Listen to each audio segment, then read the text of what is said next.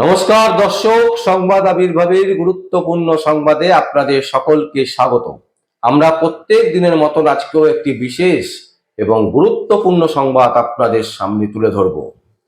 দর্শক, ভবানীপুর বিধানসভা কেন্দ্র এবং সেই কেন্দ্র নিয়ে কিন্তু রীতিমতো উত্তেজনার পারদ বাংলার চারিদিকে ছড়িয়ে পড়েছে। কেন না, ভবানীপুর বিধানসভা থেকে গত ইলেকশনে মুখ্যমন্ত্রী মমতা ব্যানার্জি তিনি ভোটে জিতেছিলেন, আর তার আগে তিনি শুভেন্দু অধিকারীর কাছে সেই বিধানসভা ভোটে হেরেছিলেন। কোথায় না, নন্দীগ্রাম থেকে। মমতা ব্যানার্জি চ্যালেঞ্জ করেছিল যে শুভেন্দু অধিকারীকে তিনি নন্দীগ্রাম থেকে হারাবেন, আর সেই চ্যালেঞ্জে তিনি কিন্তু পরাজিত হয়ে কমপ্লিমেন্টারি মুখ্যমন্ত্রীতে পরিণত হয়েছিলেন এবং তারপর নিজের মুখ্যমন্ত্রী অস্তিত্বকে বাঁচাবার জন্য ভবানীপুর থেকে দাঁড়িয়ে তিনি ভোটে জেতেন। এখন সেই কেন্দ্র নিয়ে কিন্তু আবার একটা বড় চ্যালেঞ্জের সম্মুখীন হচ্ছেন মাননীয় মুখ্যমন্ত্রী মমতা ব্যানার্জি। আমাদের কাছে এই মুহূর্তে সব থেকে বড় খবর যেটা আসছে সেটা হচ্ছে যে সেই কেন্দ্র থেকে সম্ভাবনা বিরাট উজ্জ্বল হচ্ছে রাজ্যের কলকাতা হাইকোর্টের প্রাক্তন বিচারপতি এবং বর্তমানে তমলুকের সাংসদ অভিজিৎ গাঙ্গুলি। তিনি বিধানসভা ভোটে ভবানীপুর থেকেই লড়াই করতে চাইছেন, মানে তিনি দাঁড়াবেন, এইরকম একটা সম্ভাব্য প্রার্থীর তালিকায় তার নাম উঠে আসছে। এবং সেই কারণে আমরা দেখতে পাচ্ছি ভবানীপুরে রীতিমতো মমতা ব্যানার্জির যারা সাপোর্টার, যারা চটি চাটে প্রতিদিন, সেই তৃণমূলীরা ভবানীপুরের যে বিভিন্ন জায়গায় যে ফ্ল্যাগ লাগিয়ে রেখেছে বিজেপির কর্মীরা, সেই ফ্ল্যাগকে নামিয়ে দেওয়া হচ্ছে, বিজেপির পতাকাকে নামিয়ে দেওয়া হচ্ছে। সেই ভিডিও ফুটেজ আমরা দেখতে পাচ্ছি। আমরা দেখতে পাচ্ছি ভবানীপুরে রীতিমতো শুভেন্দু অধিকারী পৌঁছে গেছেন এবং শুভেন্দু অধিকারী চ্যালেঞ্জ ছুড়েছেন মাননীয় মুখ্যমন্ত্রী মমতা ব্যানার্জি যেখান থেকে দাঁড়াবেন সেখান থেকেই তাকে হারাবেন।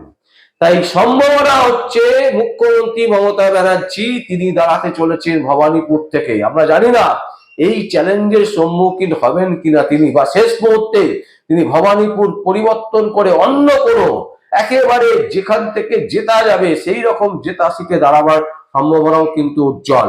আর মাননীয় মুখ্যমন্ত্রী কিন্তু সব সময় লাস্ট মুহূর্তে টার্ম খেলার চেষ্টা করেন।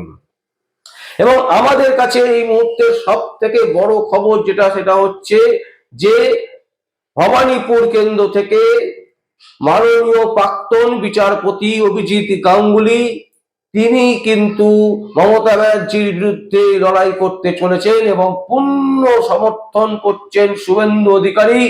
যে কারণে শুভেন্দু অধিকারী কিন্তু ভবানীপুরে পৌঁছে গেছেন এবং সেখানে কিন্তু বিভিন্ন জায়গা পরিদর্শন করছেন এবং তিনি নিজেও ভাবছেন যে যদি এটা হয় তাহলে কিন্তু শুভেন্দু অধিকারী 1000% মাননীয় প্রাক্তন বিচারপতি অভিজিৎ গাঙ্গুলিকে তার সময় দিয়ে দেবেন। কারণ যেভাবেই হোক মাননীয় মুখ্যমন্ত্রী মমতা ব্যানার্জিকে হারাতে হবে এবং 2024 বিধানসভা ভোটে মমতা ব্যানার্জি এবং তার দলকে বাংলা থেকে বিদায় করতে হবে, সেই ব্রততে ব্রত শুভেন্দু অধিকারী। এবং যে কারণে এই কেন্দ্র নিয়ে কিন্তু এবারে একটা বিরাট উত্তেজনা তৈরি হয়েছে। এখনো পর্যন্ত পাওয়া যে খবর তাতে করে কিন্তু মাননীয় প্রাক্তন বিচারপতি অভিজিৎ গাঙ্গুলি তিনি কিন্তু এখনো পর্যন্ত মুখ খোলেননি।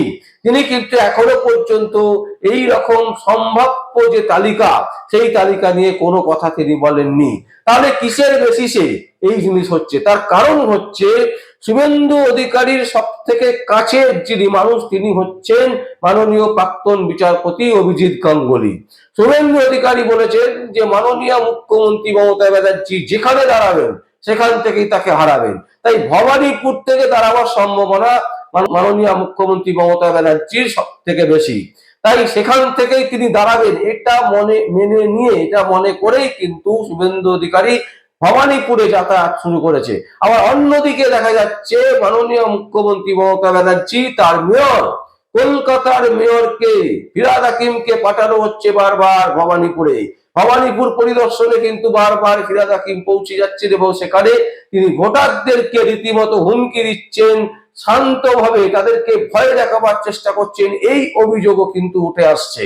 তাহলে প্রশ্ন হচ্ছে যে এখন থেকেই তৃণমূল কংগ্রেস চেষ্টা করছে যে ভবানীপুর থেকেই মাননীয় মুখ্যমন্ত্রী আবার ভোটে দাঁড়াক এবং ভবানীপুর থেকেই মাননীয় মুখ্যমন্ত্রী জিতে আসবেন বিধানসভায়।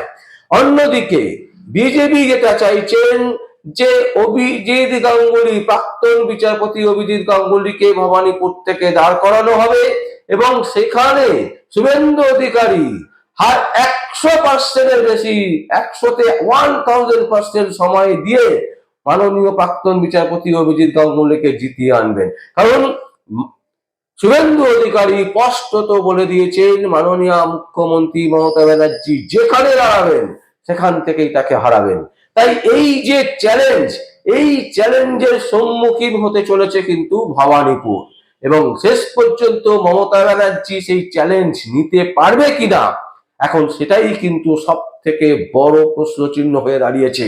কারণ শুভেন্দু অধিকারী প্রস্তুত, তিনি একেবারে তৈরি, তিনি পুরো একেবারে পশ্চিমবঙ্গে যতগুলো সিট আছে 294টি আসন, সেই 294টি আসনে কিন্তু তিনি লড়াই করার জন্য তৈরি। কিন্তু তৃণমূল কংগ্রেস তারা কি তৈরি? তারা কি এখনো পর্যন্ত চিন্তা ভাবনা করতে পারছেন যে ভবানীপুর থেকে মুখ্যমন্ত্রী মমতা ব্যানার্জিকে জিতিয়ে আনতে পারবেন? তারা কিন্তু অনেকটাই ব্যাকফুটে এবং এই মুহূর্তে সব থেকে বড় খবর দর্শক এটাই যে যদি মাননীয় প্রাক্তন বিচারপতি অভিজিৎ গাঙ্গুলি ভবানীপুরে মমতা ব্যানার্জির বিরুদ্ধে দাঁড়ান, সেক্ষেত্রে কিন্তু শুভেন্দু অধিকারীর বিরাট চ্যালেঞ্জ, সেই চ্যালেঞ্জ কিন্তু শুভেন্দু অধিকারী জিতবেন, এটা কিন্তু একেবারে পরিষ্কার। এবং যে বিষয়টা সামনে আসছে যে বিজেপির পতাকা খুলে নেওয়া হচ্ছে, বিজেপির যে পতাকা লাগিয়েছিল বিভিন্ন জায়গায় সেই পতাকা খুলতে দেখা যাচ্ছে তৃণমূল কর্মীদের, তার মানে মমতা ব্যানার্জি ভয় পেয়েছে। আবারও বলছি, মমতা ব্যানার্জি ভয় পেয়েছে। 2026 বিদায়ের শেষ ঘন্টা বেজে গেছে মুখ্যমন্ত্রী মমতা ব্যানার্জির এবং আমরা আশা করব মাননীয় প্রাক্তন বিচারপতি অভিজিৎ গাঙ্গুলি মমতা ব্যানার্জির বিরুদ্ধে দাঁড়ান এবং ব্যাপক ভোটে জিতুক এবং সেই জেতার পেছনে হাত থাকুক বিরোধী দলনেতা শুভেন্দু অধিকারীর। দর্শক, আমরা এই সংবাদ আপনাদের সামনে তুলে ধরলাম। যদি আপনাদের কোনো বক্তব্য থাকে, কোনো কমেন্টস থাকে, অবশ্যই আপনারা কমেন্ট বক্সে কমেন্ট করবেন। আর দেখতে থাকুন পরবর্তী সংবাদ আবির্ভাবে। আমার নাম বিশ্বজিৎ পাল, সংবাদ আবির্ভাবের জন্য।